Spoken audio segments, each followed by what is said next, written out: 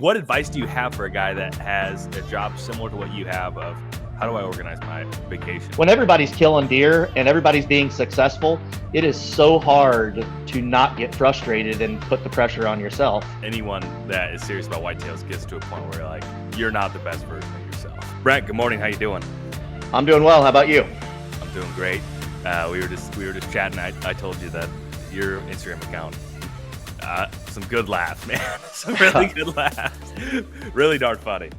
I just started the Instagram not that long ago. My kids always give me a hard time that I needed to get with the 21st century and get on Instagram. So I think my wife is not too excited that I got on Instagram because she constantly hears about my stupidity on there. You'll never see her comment on anything of mine. That's too funny. Well, no, Brent, in all seriousness though, thank you for hopping on here today. You're a school teacher, whitetail nut. I recently watched the most recent Whitetail Addictions video that you were on, and it was really interesting just to kind of hear more about your background. But for folks who haven't seen that or don't know who you are, let them know. So I live in Central Illinois, grew up here. I actually cut my teeth in hunting on the Griggsby Farm. A lot of people know what that is, but it was a private club back in the day with like 20 families on 8,000 acres or whatever. And fifth grade science teacher, 3 boys. I'm born and raised in the same town, teach at the school that I went to. And the main reason I've never gone anywhere else is because of hunting, basically. I chose where to go to college, everything based off of being able to keep hunting here. Just because that's besides my faith in my family, the whitetail deer is everything to me. So what was it like hunting that 8,000 acre farm with 20 families? Was it crazy good? It was phenomenal. It was crazy good. I mean, the late 90s, Sure. were insane in Illinois anyway. Yeah. And we still have a farm a couple miles from there, but I didn't realize how spoiled I was. But it was, I wish I knew then what I know now, but cutting your teeth hunting a place like that is pretty phenomenal. So Was it like a contiguous track, or was it just like? no, it is. It's Wow, that's crazy. So the craziest part at one point, Commonwealth Edison owned, I think it was like 16,000 acres.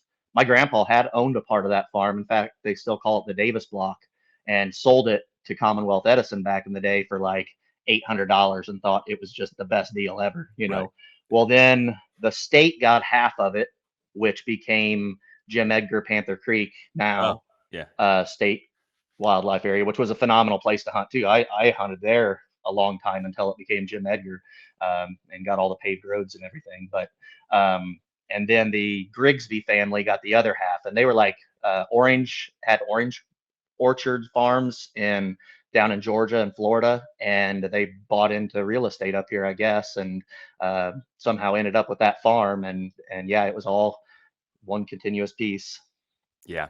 Wow. Now it is an interest, it's not, you wouldn't really drive through there and think this looks like the most phenomenal farm ever. I mean, it's typical Illinois with ditches and things. The first 10 years that we were in the club, they ran a bulldozer every day and pushed everything out to be able to farm more. I'm sure they regret that now, but I mean, literally they had a full-time bulldozer driver. He was a friend of mine that dozed every day. And some of the most phenomenal pieces of property that were cleared out, but it's still amazing, but yeah, that's a big chunk of ground for. It's huge. Yep. And you're talking there were 20 families in it, Mm-hmm.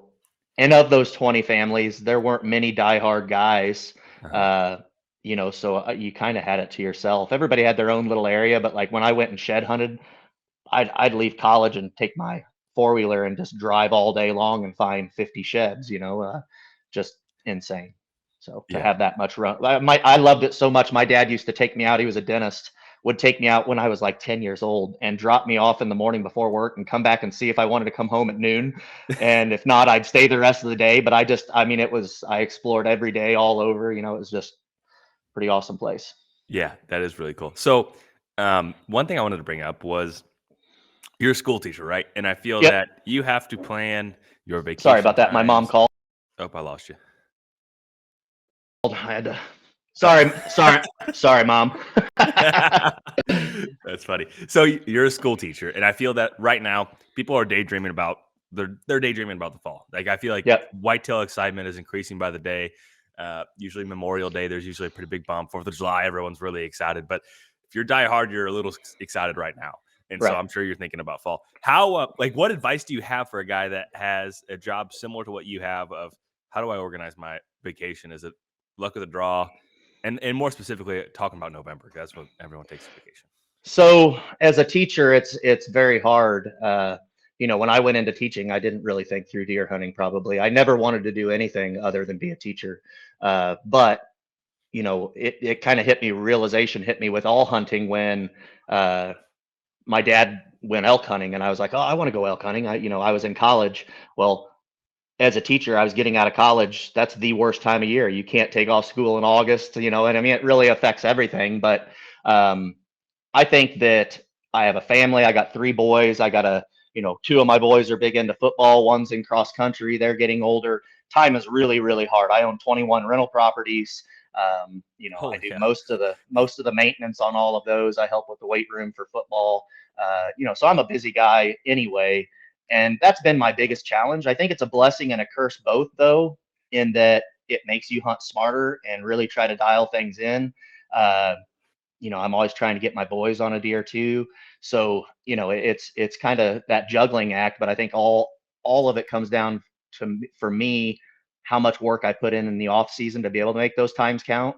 When I am able to go, I always look ahead at things like the moon and try to plan days that I can get off as best I can. But as a teacher, you can't just be like, oh, I got a picture of a giant yesterday. I'm gonna take the day off. There's not enough subs to be able to do that. So, I think just make every effort to capitalize in the moment when you can and be ready to strike at any moment. So So you self-managed over 20 properties on top I of do. everything else? You're Yeah. crazy. Well, I and I feel and guilty for taking some I time did. out of your morning right now. No, man. We sold a couple. So I guess I'm down to 18 doors during COVID.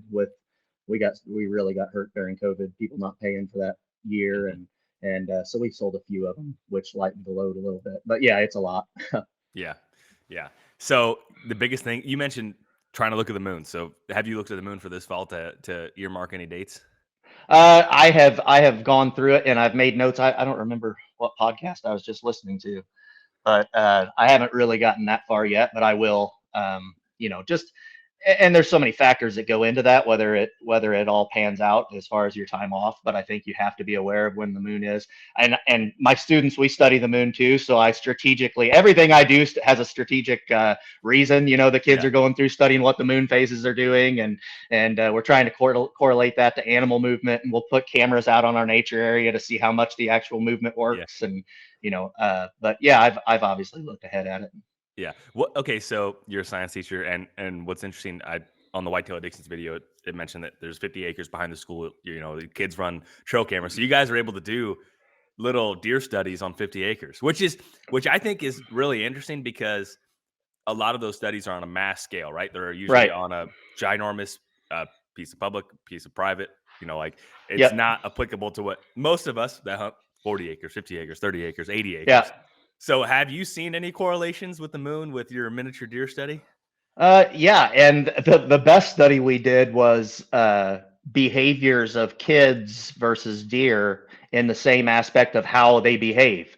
So we looked at in our school we give demerits for they get so many check marks and they get in trouble. So you can look at the checklist. So each kid, I teach 5 science sections or 4 science sections, and they'll bring a clipboard each class that comes in, and so we kind of broke down how many check marks during phases of the moon where animal activity would be higher, and it totally correlates with kids 110%. When that pressure changes, kids are idiots as well, and move around more. As a teacher with ADHD, I mean it is totally me as well. Everything is more active during the moon. So I would say we definitely found some correlations with that. That's So fascinating. Yeah. So what was the actual phase where kids were misbehaving and deer were being silly? Actually, the red moon was on every single time that we No checked it. kidding. It really was. And in fact, the last one, uh, there were more demerits given. There were more demerits given in my hallway, which is fifth and sixth, during the last red moon than it was like all of last year combined. Wow. So Do the yeah. kids know that? Does the kids know you're keeping track of that? Oh yeah. I mean, Or- we yeah. obviously I can't let them know what kids had demerits, but I would put the list up there of the date and how many check Yeah. marks there were, and Yeah. then they'd have to go through the variables. Well, this one was maybe this kid was just forgot to turn his homework in too many times or whatever, so they had to go through and take all those variables out. But it's a fun way to teach scientific method and do a little data collection. Yeah. Let me ask you this. So, I imagine some of those kids probably have dads that hunt, and they come to your class, and you're telling them something else. They're like, do any of them, or is there a thing where they're like, over the years, Mr. Davis, you're wrong. My dad says this is how deer act. Oh my gosh, I get so many things. Just deer hunting, science things. I mean, my dad said this, like, I mean, constantly. But, look at your dad's wall. I don't know. Yeah. Tell me, What but what threat? Like, I'm trying to pick up like a theme of like maybe a misconception that's you know gospel for some folks, where you feel very passionately that it's the other way around, like the other side of the coin. Does that what make do you sense? mean? Like, no, Like like, like over the years, they've always said, Mr. Davis, you're crazy. My dad says this is how deer do. Like, is there a thing that has happened year over year, like with different classes uh, that you're like, I hear you that a know, lot, but I don't think so. to be honest, the dynamic of kids has changed so much. There's so few kids anymore in the last 10 years, especially, that have ever even been in the woods. Like, I'll Oh, take my class, and we're a small rural farming community. When I first started teaching 22 years ago, I was in the same district, but a different town. It was a little like country school called Tallulah. And we were in class, and I said something about, all right, you little hillbillies, or something like that. And they're like, we are not hillbillies. I said, all right, everybody get up, go out and put your coats on. And they're like, what? I'm like, go get your coats and come back in and sit down. And so they go out and they get their coats on. And they're like, what is he doing now? And they all sit down. I'm like, all right, stand up if you have on a Carhartt or a camouflage coat. 99% of the kids stood up. I said, sit down, hillbillies. And, but now, I mean, besides my own, I have my own fifth grader, my own kid right now in class. There's not many kids that have any hunting background at all. And, it is kind of fun when my whole curriculum, you know, very nature aligns based. with a lot of the stuff I do. I mean, I'm able to, I'm not like flat out teaching hunting, but we're talking about thermals and barometric pressure and how scent and things like that travel in those air patterns. And I can show those things. And how many kids have wanted to get into hunting because of that?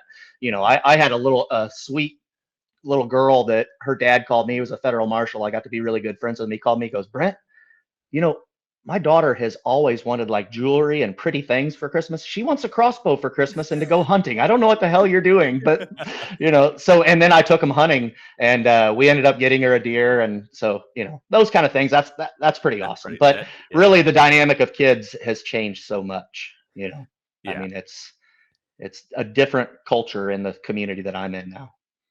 Does that concern you? Oh man, it's crazy. It really does. It's wild. Yeah. Yeah. And Well, my this town is a rural town. When I was in high school, and most of my buddies were farm kids, that had not small farms, but there's just none of that anymore. It's big mega farms are buying it up. Those few families, like the kids that were my age, that are now took over their dad's farms, but there's really, that's kind of like a dying thing. And I think that's, we have a high level of housing in our community mm, in the last 15 years. And so your whole dynamic of the school has changed a lot. yeah. What's your favorite lesson to teach kids when it comes to nature? Uh, Period. Point blank. Um, I'm a huge tree guy, so we do a huge tree unit. I actually won Teacher of the Year for a tree unit that I did. I started it when I taught second grade. That's cool. We grew like, I don't know, 1,800 trees in the classroom. It looked like a freaking jungle. I had grow lights going everywhere. They collected the seed. We learned about stratifying the seed, and so then they would stratify it in the refrigerator, and then plant it in the spring, and then we ended up selling those for a fundraiser. and raised like $1,000 for the playground. But I mean, to show them how you can take an acorn that you got for free and put it in dirt and make $3 off of it, Yeah. when you sell it. So Yeah.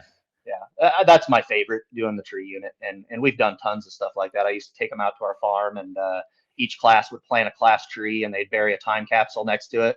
And then when they're seniors, they're going to dig those time capsules up, and there's like letters to their future self. Their parents wrote them letters. I mean, that kind of stuff is just, I'm a super nostalgic guy too, so Yeah. they kind of get tired of it a little bit, but No, that's cool. Well, I watched in that video that I watched, there was some I think you said there was some pin oaks, some white oaks, and some swamp oaks. How old were and I don't know if you remember what I'm talking about, but you're like walking a path or something, like you planted trees in a waterway. How old yeah, were those trees? Because they were pretty man, darn tall. that's great. That waterway is insane. I just looked at it. They're less than 10 years old, and I mean Wow. it's unbelievable how fast that waterway grew. Now I tubed all of them. I did a really good job in that area, and I am guilty of, I plant a ton of trees, but I'm pretty much out of room to put them unless I take more ag out. But uh, that waterway, I usually plant them. I never have watered a tree, not one. But I usually strong survival of the fittest. I Yeah. plant them, and if they live, they live. But that waterway is close enough to our cabin that it was like a fescue waterway, which is the death of a tree. Yeah. But I would keep around those sprayed, and they get a lot of water because that field right there is tiled. Mhm. And I mean, they exploded. It was persimmons, pin oaks, I think Nuttall oaks, um, bur oaks, and I mean every single one. I mean, some of those are fairly slower growing, and I mean they're all huge. They So look like in they're fact, they 20 years old, 15 years they old. do. In fact, they're not even. They might. I'll have to look. I got a sign. I put a little sign. I dremeled. I'm super, like I said, nostalgic. I keep a journal of every tree I planted, where it came from. I would collect seed from different, like Mr. Heary was a teacher that I respected a lot and stuff. I'd go get acorns from his farm and document where I got them and then plant Yeah. them. So nobody's ever going to care about that, but maybe someday somebody finds my journal and like, well, that's cool. But you drive around our farm, I got signs on all the fences that say where they were, when they were planted, and who did it, and But Yeah. So do you think it's actually made a big impact on your farm? Beyond, obviously, you enjoy doing it. No one plants a bunch of trees just right, because they think it's going to be that great, because it's a lot of work, right? To right, keep them all yep, and do everything. Do you think it's yep. made a major impact on your farm? Um, I would say the trees, not yet. I mean, there's some producing mast already. There's some persimmons that's just started. The swamp white oaks have done better than anything there, and they're producing. Chestnuts are starting to produce, but I would say in the next 5 years, I'm going to have a huge. I mean, I planted like 3,000 persimmons just 2 years ago. The number of trees we have are insane when they start producing. From the cover aspect of it, I mean, if I were to pick of all the different habitat types I have on my farm, and I I really like a lot of diversity. Um, Used to, I would have leaned towards wanting to have a bunch of CRP grass type areas. I would switch it all to tree program if I could do it over again. I think that Really? that woody browse and that first 15 years of 10 years of your tree programs are just, that there's perfect deer cover, because you start getting, once the trees get up 6 or 8 feet where, the deer can still browse on them, but it's enough cover they feel safe, but you still have grasses and things like that growing around them with briars and everything. I mean, that to me, that is the perfect Hmm. habitat. Now, with that, I do a ton of TSI to try to encourage the trees in our forest. Our farm, kind of typical Illinois ditches. It was probably like a lot of oak hickory stuff back in the day, and it got raped as far as the logging at one point. And so, there's a ton of locusts and Hackberry. yeah, and I Ranches. mean, I'm killing that stuff all the time, trying to let the other stuff grow up. Now that I do think, and I've put some trees into pockets that I open up and stuff.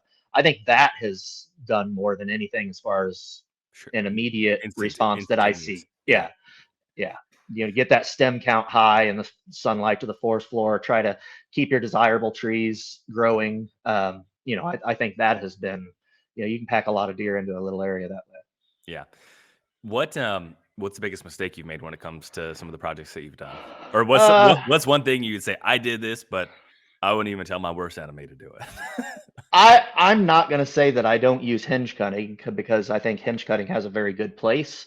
Um, I'll mainly just use it for screening now. I went in and basically I don't know, it was probably 15 years ago, went in and I literally hinge cut everything. Like, I mean, I got the canopy opened up, but hinge cutting has some downfalls for me.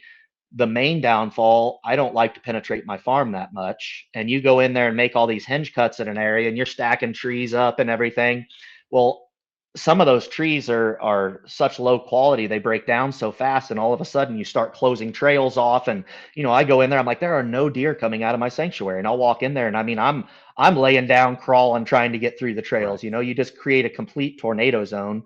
And the other thing is you're taking that tree and your goal is to fold it over so you can let the canopy in or the sunlight in, but you lay the tree down on its side and now it's still covering the ground. Like you're still shaded out. You really accomplish nothing other than putting a little cover closer to the ground that they could lay into.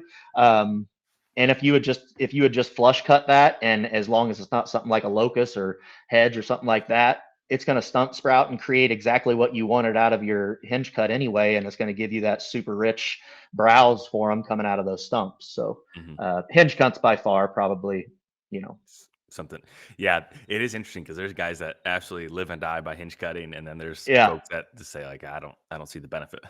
Yeah, and there is a benefit. I mean, I'll go in there and hinge The cut highest something benefit. that That's probably not fair. Yeah. that for the browse, and they can continue browsing off that tree. But for the most part, it's almost embarrassing. Like I had a logger coming out to look at our forest, and we logged probably 10 years ago, and I was embarrassed of that section. Like I went in there and cleared it up first because I'm like, I look like a freaking idiot. Like I feel like I know what I'm talking about. But you ever do things on your farm and you look back, like you think it's the Yeah. best thing ever. You look back in like a year and you're like, why in the hell did I do Oh that? yeah. That's Oh that's yeah. the dumbest thing I ever did.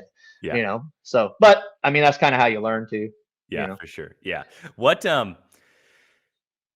So how long have you been working on this farm? And then like what's the progression of it? And then I know you still hunt a lot of permission parcels too, because like Yeah, I think we're probably very similar in the fact like you need a lot of places to go. have to have a lot of places. If And you want to so chase a good deer every year, you have to have a lot of places. yeah. So I do a lot of management on other farms, a lot of Mhm. it for permission to hunt.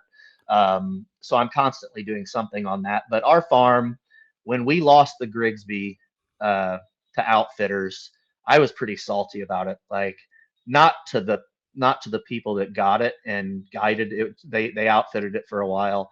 Um, it does suck to have out of state people and big money people to lose things to them, but you can't fault somebody for doing well in life. I mean, all Right. good things come to an end. But I mean, I grew up, my first everything was on that farm, Mhm. like, so I was salty about it. My dad, we guided for a couple years for the Grigsby, and my dad was a retired dentist. He was up on a ladder washing the windows in the lodge, and he stopped and he looked down at me and he goes, "What the hell am I doing?" I'm like, "What do you mean?" He goes, "I've never washed a window in 40 years. What? I'm done. I'm going to go buy a farm." And so he went, he was done. I finished that year. He went and bought a farm.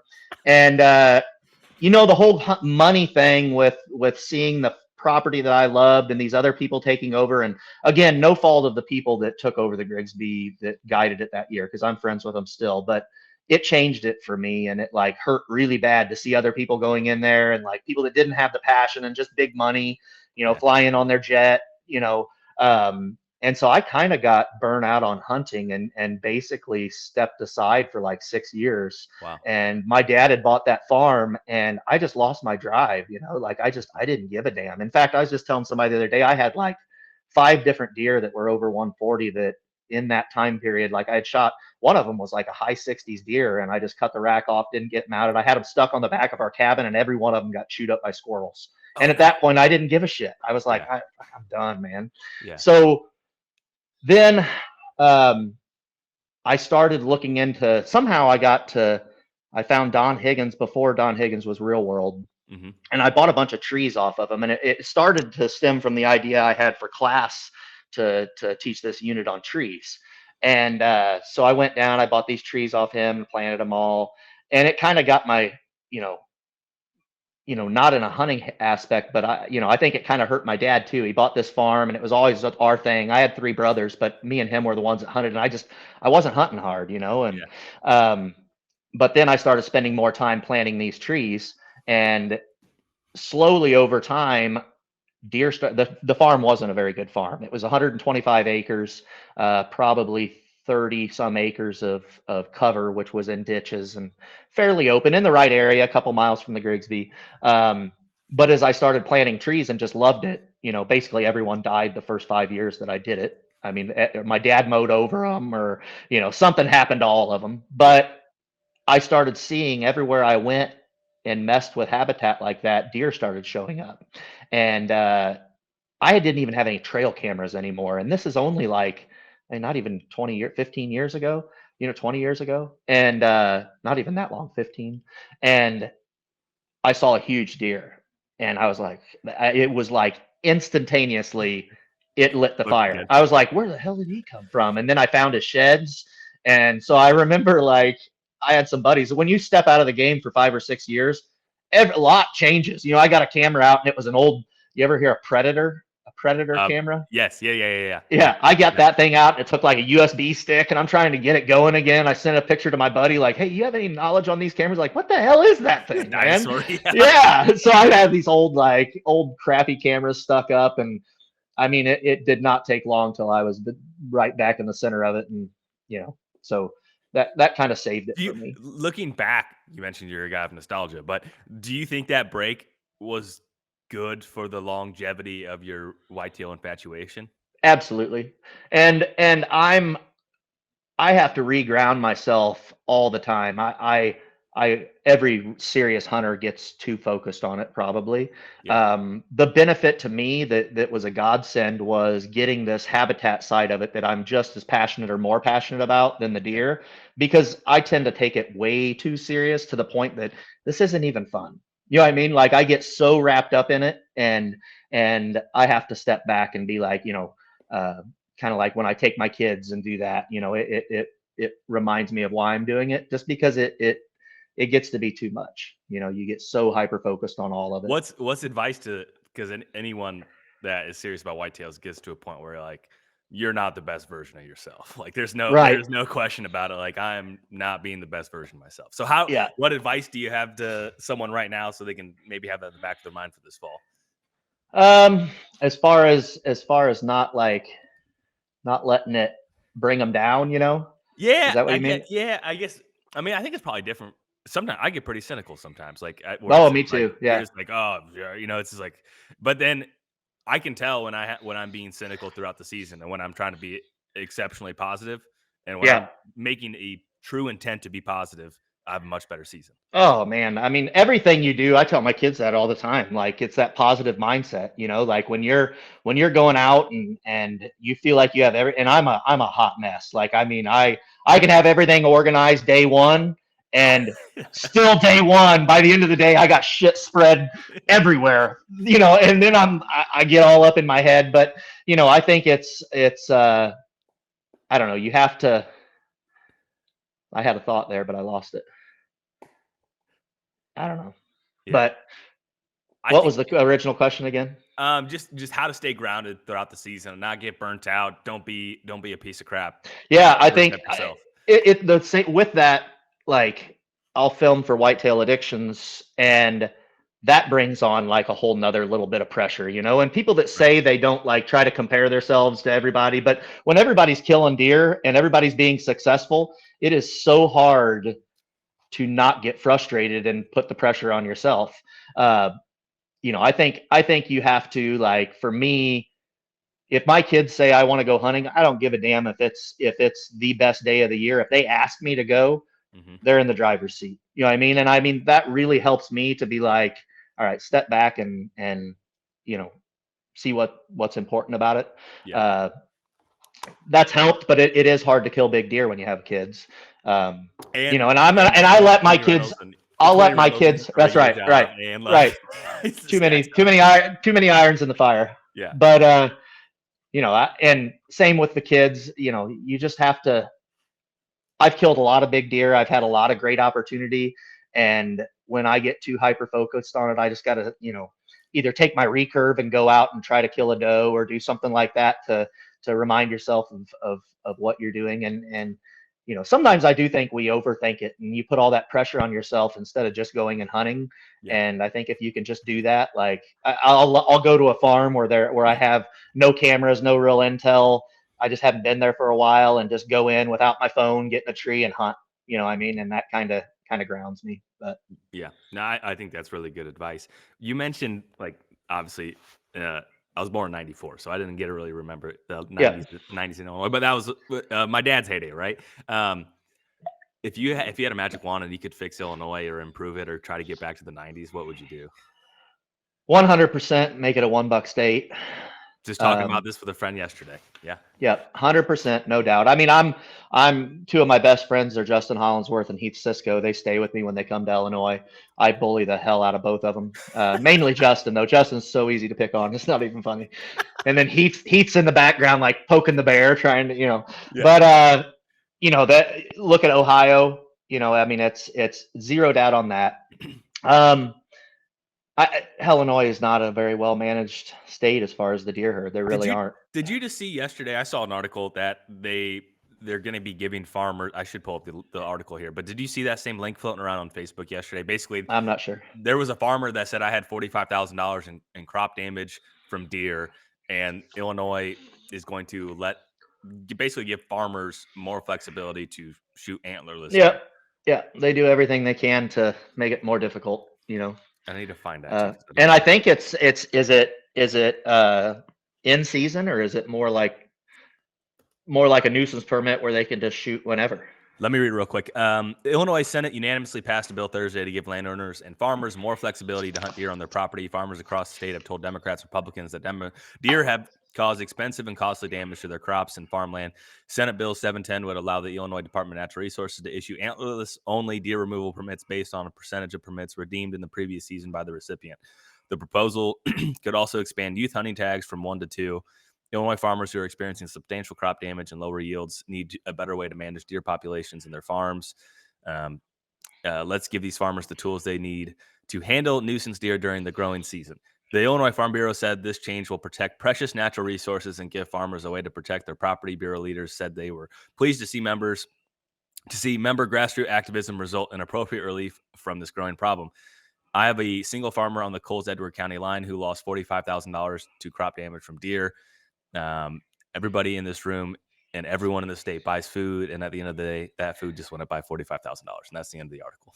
No, that's stupid. I mean, same thing with there's so many things in there were stupid. Like, well, I don't know. No, I don't. And the thing with any regulation is most likely it's not going to do anything anyway, because you're going to have a handful of guys that actually do it, and they're going to demolish that area. You know what I mean? And maybe in that specific region, but area. It's just.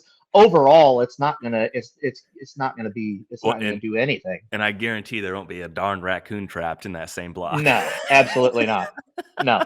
Yeah, which is if I had to say what destroys my food, like I try to plant corn, hell the coons pull everything. Yeah. All the corn down and. But the deer are guilty, or like they think that they caught the deer red-handed, but it's right. Right. It's likely. Yeah. So $1 state. And I don't know. I born and raised in Illinois, love it, absolutely. Yeah. But I wish I can wish all I want, right? But yeah, I haven't done anything. I think as hunters, we all could do a better job of shooting more deer, just so there's not the opportunity for shooting more does for what they're trying to push out. But on that flip side of it, I'm not a huge as far as the culling of does, and I don't know. It's always the wrong time to shoot a doe for me. I always say I'm going to shoot 10 does this year, and then every single time I have a reason why I'm not going to shoot a doe. It's a pain in the butt. I got enough food. Sunday night. It's Sunday night. I got a kid basketball or football game tonight. I can't do this, but we could do a better job. But I don't know. I really, the farms that I have, the deer densities aren't insane. They really aren't. I mean, nothing like they were back in the day. So, Yeah, there's certain pockets that are that way, but sure. Well, that's the concern in my opinion. Like it's so localized and pocketed. Like what if an right, area just got hammered by EHD and then they go give out right. more antlerless tags? Oh, I mean, yeah, and the biggest thing on that is what time of year can they shoot them? So like, are they going to be able to shoot them out of season when there's no antlers? How many bucks are we going to kill? I mean, Oh gosh, yeah. and do farmers really give a damn if they have a, no offense farmers, if they have a nuisance tag or whatever that they're not going to try to pay attention to whether they have horns or not. I mean, they're just That's going a to good point. keep them from eating their crops. But Yeah. Well, the other question is too, like, how do you quantify $45,000 worth of damage? Because I guarantee they're taking the center of the field yields yep, next to a tree line yep, where the yields are going to be lower if there was virtually no animals. yeah, yeah, yeah. No, I don't know. That's scary. There's so many stupid things being proposed that are just ridiculous. And like, I mean, between crossbows and rifles and it's they what has happened in Illinois in the last 20 years that has been really good for the white-tailed deer. Not many things that I can think of or anything. um and I'm not anti-crossbow. I'm not any of that, but or the gun. I mean, I shoot deer with a gun too. I don't, Hmm. but it's making things easier. Yeah. You know, Yeah. I'm trying to rack my brain of like what's an area of improvement in the last 20 years that has helped. there's not much. I'm stumped. Yeah.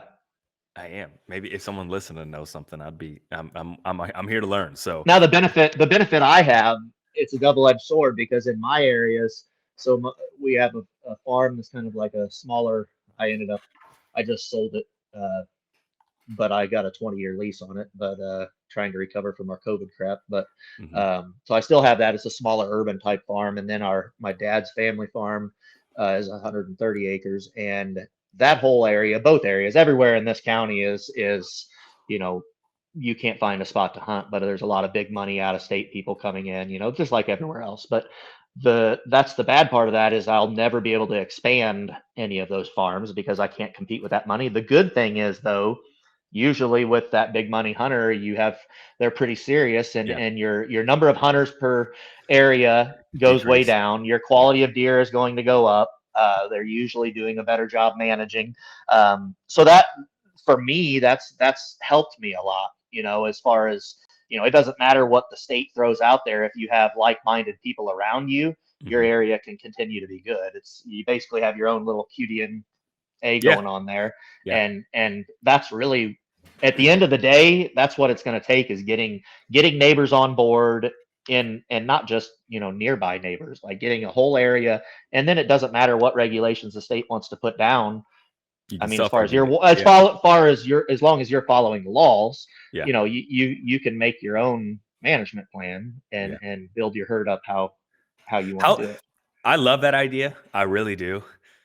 But man, Yeah, the it's real the reality yeah, of like getting even just like I'm thinking of more fragmented parts where there's like maybe let's say it's 640 and there's probably 8 or 9 different people. There's gonna be 1 or 2 bad apples in that bunch. yeah, and like our farm, what I thought at one point was the worst part of it ended up, and really Don Higgins is the one that helped me see that. Um, but it's on the end of everything. So like, we're in a great block, but we're off to ourselves kind of. You know what I Mhm. mean? Like there's nothing on three sides of us. It's just ag, and then we connect to some more stuff. But I thought that was a terrible thing, and he convinced me that's a great thing because you Mhm. can you can control it a lot better. We have one neighbor that I'm not going to say they're bad hunters. They're at a different stage of their game than everybody else in the block. So they're shooting smaller deer and they're trying to figure it out. I was there at one point, but that's frustrating. But for the most part, those guys that are big money guys coming in, they're all pretty like minded. But Mhm. it's hard to find that. Yeah. Well, and that's the other thing too. Like I don't want to sound like I'm belly aching by any means because um obviously we're ate up by this, right? So like our Yeah, like there's this like everyone says hunt for you, hunt for for your level of enjoyment. And like yeah, if it's hard to find your level of enjoyment, like it's a yeah, little challenging. But yeah. But I mean, I think that's just, you can control what you can. I had a question and now it escaped me. Oh man, I lost my question. It will come back to me, I'm pretty sure. I'm stumped. I I haven't been don't stumped in a long time, so I don't know. I don't even remember where we were at with it. We were What talking were we about talking about? sections and getting everyone on board. We were talking about Yeah, you being at the end of the block and having a little bit more control. yeah, And so I think that it's just yeah. I the mean, the that's landscape of hunting is changing. if that wouldn't have been what I looked for in buying a farm. But now, like I had Don Higgins come and do a consult years ago, and that was the one thing that really stuck out to me when he did that was the benefit of that. And if you look at his farm, I mean, he's in the middle of absolute nowhere as far as deer cover around, and his farm was built from basically an open cow pasture. Yeah. So uh, But people forget it took 20, 30 years too, absolutely, which yeah, I think yeah, is awesome, really cool. But it's like we live in a world of instant gratification where it's like, absolutely, like yep, someone, I had my farm, I had a consultation on my farm and snapped my fingers. Now I want it to be as good as the best farmer on yeah, the face of the earth, but yeah. it takes time. It does, especially to get it dialed like that, like he has it, And I think the smaller, it was funny. I was listening to maybe it was Skip Sly that you did a episode with, and um, something came up about the small properties and how you can get them dialed in and everything, and like my smaller, I love smaller farms in that aspect because, I mean, as long as you're not in there all the time, Yeah. if you focus on that like 35 acres, getting it completely dialed, like use your natural pinch points, like it is just so deadly. And it doesn't take long to get it dialed, even if you use what stuff you have there, Yeah. if you just hyper focus those super tight pinches. But then it shouldn't be hard to apply that on, okay, I'm going to go out to my 150 acres, take 30 acres of it and just hyper focus that 30 acres. This is the Yeah. 30 acres I'm going to focus on, and take exactly what you had there and build it there. And but it takes a long time. I mean, I've spent the last 2 years on our Atterbury farm. My access is great in the afternoons, but then getting out, I have to come back through everything. And so I have the entry going in on one fence line, which is through ag. Well, then I was coming back out on that. So I build a trail from one end of the farm to the other end of the farm, all the way through the cover, and had to build bridges, and where I can hop out of the stand now and go all the way out the back door and Mhm. get back up to the farm. Like those little things that take tons of time, and I got it done, and then I watched how when I was coming out, I'm like, man, now I'm clear getting out of there, but I had to make it so I could ride my bike because I'm putting my boots on the ground then, and then I'm putting my scent right through the middle of everywhere because then they start using that trail. Those little Right. things, so I changed the course of the path a little bit for this reason or that reason. I mean, it takes a long, long time to really dial a farm where what deer is doing what.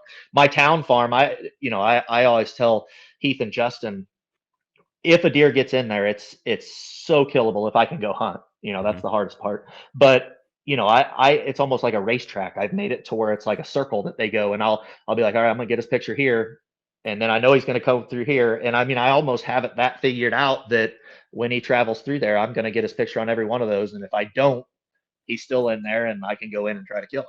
You So just know? knowing creating I guess a directional pattern of movement is Yep, makes that farm so effective. absolutely. Yeah. Yeah, yeah. How long did it take you to figure that out? That farm it just lays up the topography on it is just so Perfect. perfect because you have town on one side that they're not going to go into. There's a huge bluff and there's a big bottom, and so they pinch through that bottom. Yeah. There's like a swamp, and so I can tuck myself right up against that, and they're going to come through there. And then on the other side, they go into this bedding, and they're going to come out on the high side, the top. So there's that bottom. There's town over here. Well, on the other side, there's another bluff for them to go back through and check those. They have to stay between that bluff and there's a neighborhood up there, so they Mhm. have to go through that, and they literally just make a circle. And I mean that's a perfect setup, but it's one of those that it's a small farm. It's really a rut farm. Like I've tried to do so much to change it from something other than a rut farm. Mhm. um, and it's just always, that's what it's going to be. And you can't go in there many times. I'll hunt it 4 or 5 times a year. And you have to make it count when it's time. The first year I got it, I killed a 184 in December 28th.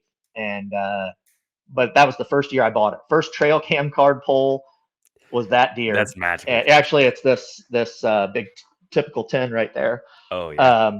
And so I killed that deer, but I knew we hadn't even actually closed on the property, but I knew that I had a lot of things I wanted to do on the farm, Mm-hmm. and I was going to blow it up for like 2 years trying to get all that done.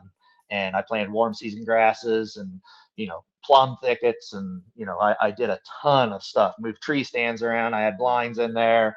Uh, I put up stands everywhere just so I could try to figure out how the deer used it. And, you know, um, so I didn't kill a deer there for 2 years.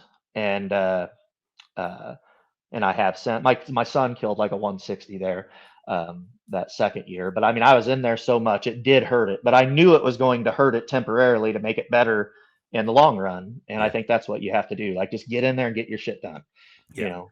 There is something truly magical about, and I sell real estate for a living, and the magic of the first year a guy owns a farm where Yeah. maybe it was neglected or wasn't hunted previously. Yeah.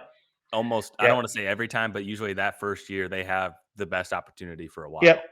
Well, I mean, it's like anything else. Your first set's the best one. I mean, Yeah, that's a good point. Yeah. the more you're in there, I do have a hard time staying off my farms because I love to be outside on them so often. I really Yeah. do.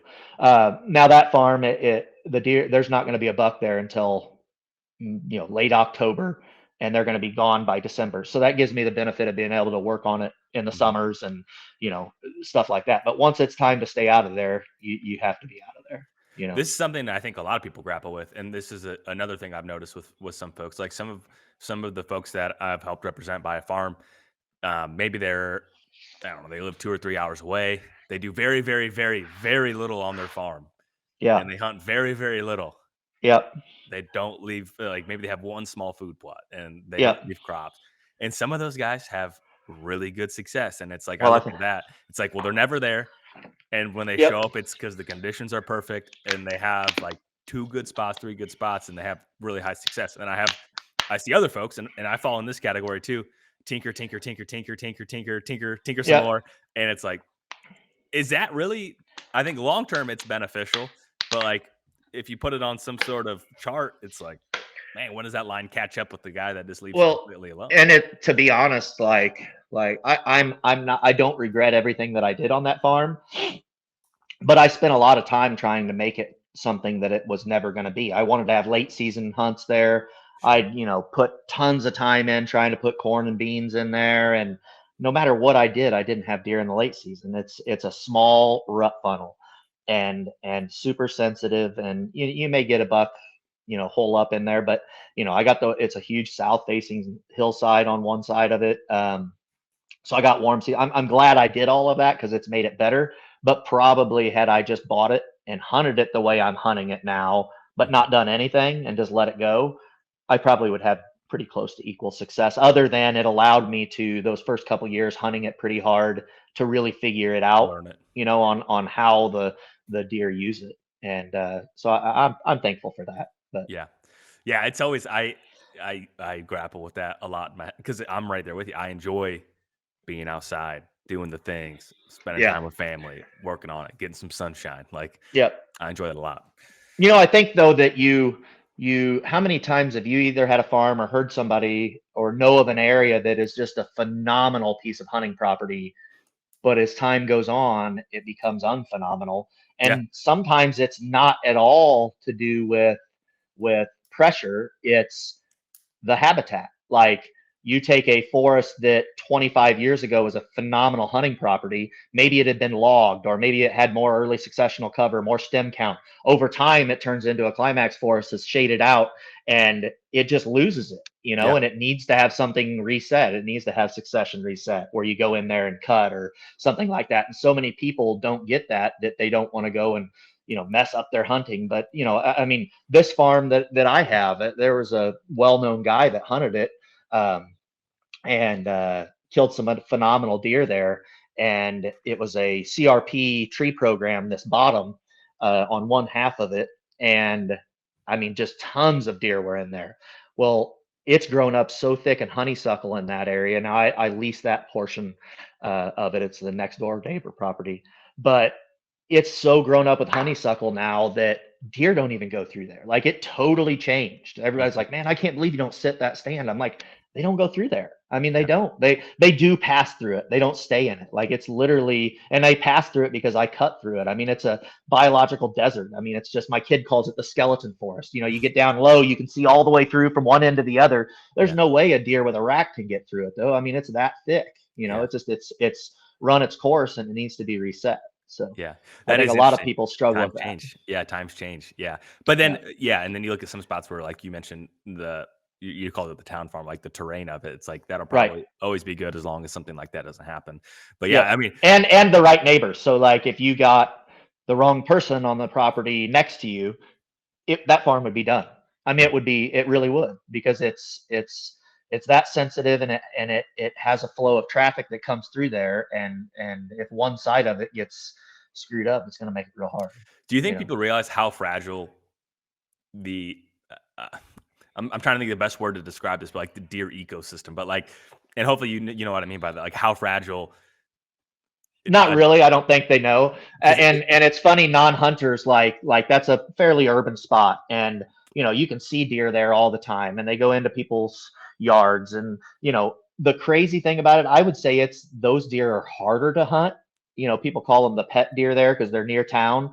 You can be up on it's a big valley, so the houses are all along. You know, um, which is another obstacle. You know, if it's a nice bluebird day, it's the worst day to hunt near town because every idiot is out in their yard. I got to sit there and listen to Bill and leaf Betty blowers, yeah, argue about what they're watching on TV, and then Johnny's tractor won't start and he's yelling.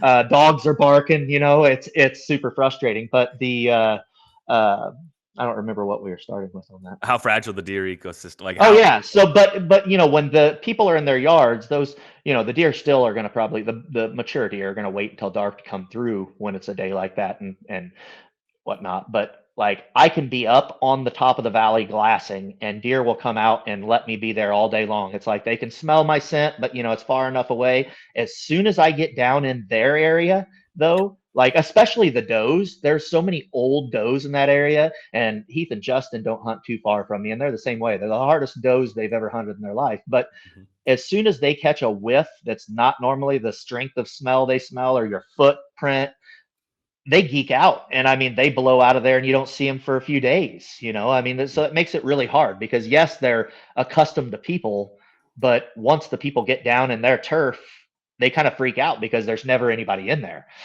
you know. Yeah. So and it's whatever they're conditioned to. So like behind our school, I made a video for my students the other day and I'm like, as long as the deer don't feel intimidated by you, they get to know people and their smell. I'm out there every day. I walk the course, the nature trail for exercise on my lunch every day, or just to stay out of the teachers lounge so I'm not poking liberals and getting in trouble. But I'll go for a walk every day, and then I'm out there with my kids all the time, and you know we never see deer, and I'm like this because you guys you see a deer and you're like, oh, deer, deer, deer. And even if you just stop. So I made a video the other day and I walked past two does and I was like 5 feet from them, you Wow. know, and I just held my camera up and walked past them and I get down the trail. I don't even stop. I don't look at them. Even if you just stop, they're going to associate danger. Yeah. Over time, they've gotten accustomed to even my scent, I think, Mhm. and my footprints. I'm there enough and I've never posed a danger to them. They accept me to be out there. Now, there's a kid from the housing across the street that's out there every night. I love that he goes out there, but the kid is a freaking train wreck. He's running through there and screaming and chopping on trees. I mean, I love that kids are playing out there, but Yeah. those deer probably smell him coming and they're like, oh, Jamal's coming. Let's get the heck out of here, you know? Right. So I think it's like that on a hunting property too. Like they get somewhat used to that scent, but I'm not in that farm very often, and that's a double-edged sword. Like you listen to Lee Lakosky, and he tries to be on his farms. Hmm. Now he has lots of farms. It's a little different when you only have 35 acres. You can't be in there every day, but Hmm. you know I think there's a lot of sense to what he does too. You know, Yeah. you accustom them to you're safe. You know, I'm in here every day. There's nothing to worry about. This is my scent. You know, so Do you think a mature buck would tolerate that though, or do you think it's more so the doe families? I mean, they do for Lee Lakoski, but again, it's a lot of farms. Yeah. No, I don't. I do. I have. Can you see this double drop time buck Yeah, oh, back yeah. here? Yep. So that deer, man, that would be an awesome podcast because actually Justin and Heath had history with that deer too. He was 10 years old when he finally died. But that deer I had and on a property. Well, I had it. Well, never mind. But I could walk up on that deer. He was so used to people that you know in the area that there was no hunting, I could walk up behind him basically. He was deaf and had arthritis too. But I mean, I got permission to hunt that deer not too far from there. And he was like a different animal when he was moving off of that property where he knew he could be hunted. It was Mm, phenomenal. I mean, it mm, was unbelievable how much he was more aware of scent and everything else as he traveled on the farm that I could hunt him on versus on that piece of property where he had no pressure. I mhm. mean, it was crazy. I think those after 6-year old deer are just so good at survival. You Yeah. know. Yeah. Which brings up, if I got two or three more questions. This one is kind of crazy. It would be fun if someone had enough spots where they just completely left a farm as a sanctuary for like Oh, 5 to 10 years. Like I how, agree. and then I've talked to my dad about that. Let's just quit hunting our Atterbury farm for 5 years. Just see what happens. yeah, Like we don't go out there for like it's a no-go zone from completely void of yes. humans. We can go to the pond, which is right by the cabin. Uh-huh. Everything else, like you don't go in there. I think it would be awesome. It'd be crazy. I'm not picky. Or it would really suck. And after 5 years, After it's not this, that different. And you're like, well, that was stupid, or the neighbors start killing all kinds of deer. But yeah, I think it would be beneficial. I do. I think it would help. yeah, that'd But be fun. yeah. So here's I've had Justin on the podcast, Heath on the podcast. What's one thing you've learned from each of them? And then I'm gonna ask what another question. So I'm known to be way too conservative when I hunt. Like Mm, I think if I went out of state and hunted, which I won't because I'm like I go into my truck goes into limp mode when I leave Menard County. I hate traveling. But you know, I need to be more aggressive, like dive in there and just go get it done. You know what I mhm, mean? I sit back and I wait and I wait. I mean, it's been successful, but there's times, especially now that I can't hunt so much. I had a mega giant that we were all hunting one year that we would get one daylight picture a year of this deer, and I had him like 12 days in a row, like 5 times a day daylighting, and I just couldn't go hunt. mm, I couldn't get there. I mean I even got some blow up fights with my wife, like, man, I've got to get out there. And then like there was just a lot of life going on, yeah, between our kids stuff and everything. I just couldn't go hunt it. But I think if I was if an out of state, like Heath always says, when he goes out of state, there's no choice. You just have to get in there and go do it. And mhm, I need to do that more. Both of those guys are really good at that. Just going, and mhm, they're mobile. Uh, so I think as much of anything, uh, it would be that from mhm, both of them. They are pretty aggressive hunters. In fact, I killed a 182 deer that I called Brutus that was on my town farm for years. He was like a mainframe eight. He was like 160 some inch eight at one point. And the years that he was on my farm super regular, I really wasn't. I had another deer that was bigger that I was focused on. And so the year that I was going to hunt him, he kind of disappeared, and I think I probably pressured him out of there because I hunted the farm more than I normally would. And Justin and Heath were in town, and I remember it's actually where I hunted that double drop buck. I got permission on a piece. It's like I mean, it's a 30-acre property, but it's like a half an acre of woods, but it's a mm, super crazy pinch point. mhm, And so when Heath and Justin were here, I had went and put a camera up. I had went and put a camera up on this super big pitch point. And the year before, I had had that double drop buck come through there, and he busted me and never saw him there again. But I thought, that big Brutus deer kept disappearing on my farm, and they're between one side of town and the other side of town. There's an old railroad ditch where they can get down in it and be out of sight from everybody. And I would get the same pictures of deer over by the school on the opposite end of town as I would on my farm. But I really had never had that Brutus deer.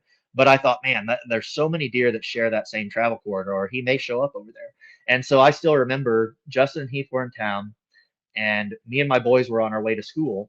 And right by the school, I hear my 15-year-old going, Brutus, Brutus, Brutus. And right at the entrance to the school, Brutus is standing on this sidewalk, like standing there just looking back and forth. I slam on my brakes. The band teacher about ran into the back of me.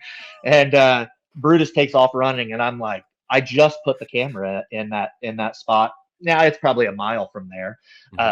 But he was in that railroad ditch moving. And at 10 o'clock that morning at school, I got a picture of him. And then at 11 o'clock, I got a picture of him. And then at like 1:15, I got a picture of him. And I'm like, he's bedded in there. Like he's bedded near that pinch because he's getting up, going get a drink, something. He's in there. And it was November. And so I get home, and Justin will love that I'm giving him props for this. But I'm talking about it, and I overthink everything always, like instead of just going. And the wind isn't great, and it's kind of on a bluff, and the wind was blowing the exact wrong way, but it's middle of November. And I'm like, dude, I'm gonna have to wait like 3 days until I get that east wind, and that may bring rain and this and that. And he goes, dude, will you just go in there and freaking kill it? Like, get in there and kill it. It's a super tight pinch. Screw the wind. Get in there and freaking kill it. Kill it before it gets you. And so I did. I took I had sticks there already, but I took my 1.0 and went in the dark and got in the stand. And he literally came in, and he was bedding under the tree.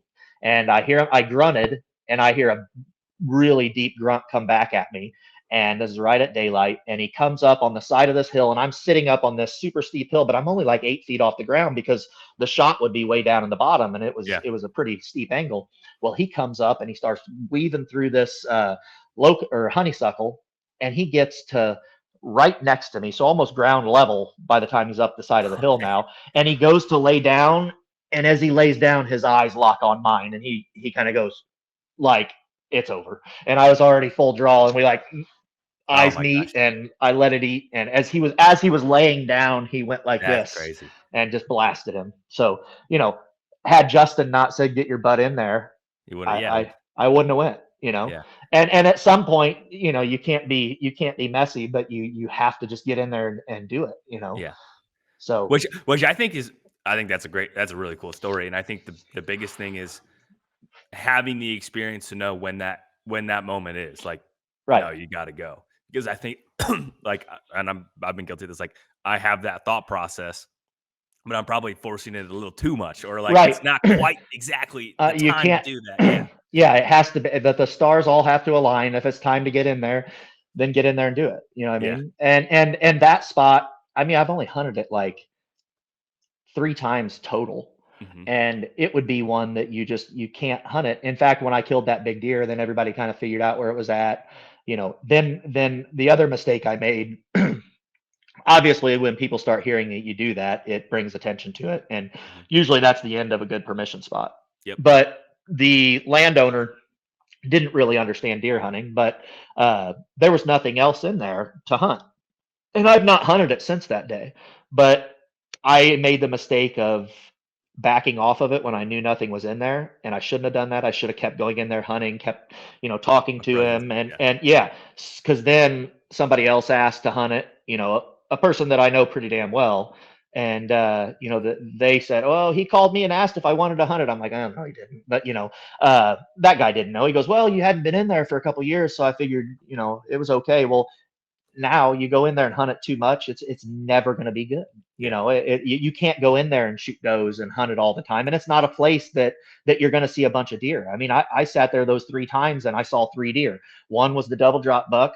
The other one was Brutus. And then I saw one other decent buck in there. But those are the only 3 deer I've ever had walk through there. That's crazy. It just has to be perfect. Yeah. So. No, that's fascinating. So, and then final question. What do you think Heath and Justin have learned from you? Oh God, what not to do in life? They both have a master's degree of what not to do in life. Heath's the one that coined the phrase that Brent Davis could break an anvil. That's how destructive I am. It's always something with those two. No, I don't know. That would be I would really enjoy hearing what they have to say about that if you Well, ask them that question someday. I'll have to get him on, and I'm going to ask him Yeah, that question. but really, they like truly, that relationship with those guys started because of a trespasser on the property they had across the road from me.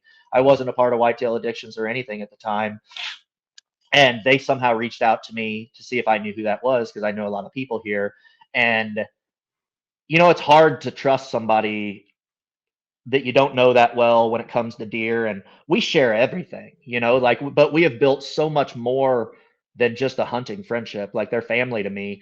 And I was hesitant to even join Whitetail Addictions just because I didn't want them to think that I was only doing it to try to get on the show and get the perks of being a part of that, because I didn't want to do anything to ruin that relationship. Like, I mean, it really just the you know aside from the relationship of sharing deer pictures and making us better hunters, but it was, the friendship that we built, it really has been an amazing deal. And, you know, yeah. Yeah. How long ago was that when you guys when you first Um, met him? it's only been, I don't know, 7, 8 years. Yeah. So Time yeah, goes fast. Yeah. yeah, it does. No. Well, awesome, Brent. I really appreciate really enjoyed the conversation, Yeah, and yeah, I it's great. appreciate you taking time out of your busy schedule to hop on It here and was do this. awesome. I enjoyed it If anytime. if people want to follow along or reach out to you and maybe learn a little about little, do you ever watch Are You Smarter Than a Fifth Grader and lose Oh since you're in yeah, fifth grade? yeah. I hate that. Like, when you're on the spot, it's so hard to answer questions. And my students love when I do that, and then I get pinned and I don't know the answer. Uh-huh. Usually I can make something up to fifth graders though. They don't know. So they'll ask me something about science, and I'll know the answer like 90% and I'll answer it till we're like, okay, I didn't like totally screw that up. Except then you'll every now and then have that super smart kid that's like, I don't think that's right, Mr. Davis. And I'm like, shut up, buddy. Go ask your dad, right? That's funny. So So, where can people follow along with what you have going on? And I'll let you go about uh, your work. so my Instagram I just changed it. 3BKFVR, or there's a down slash in there. Man, I'm really bad at this. I don't know. Let me I pull can't it up. remember. I can tell you. 3, yeah, I can't remember. It's a long one. You changed it to this? It's I long. did. I have a Lonely Wolf one too. The Lonely Wolf is like my alter ego of Lone Wolf, where I make fun of everybody. Those are But then funny. I felt like I had to put it all together. And and I had a Lonely Wolf YouTube channel for a while because I have a YouTube channel for my class. Well, Yeah. the crap I do with Lonely Wolf, I can't have on my class YouTube channel, but it was getting too much for me to be able to figure out. So yeah, I really need to change my handle there. Yeah. But as of today, it is BKFVR3 2_ B Davis. So the 3BKFVR is actually my license plate from when I was in high school. So Okay. it was buck fever. Everybody thought it was like book fever or running back fever, Yeah. but yeah. It's Buck Fever. So yeah, that's No. right. But Awesome. Well, thank you so much, Brent. yeah, it was a lot of fun, buddy. Look forward to it. Anytime you want to do it, let me know. Yeah, we'll chat here a little bit, and I got an idea for you. All right.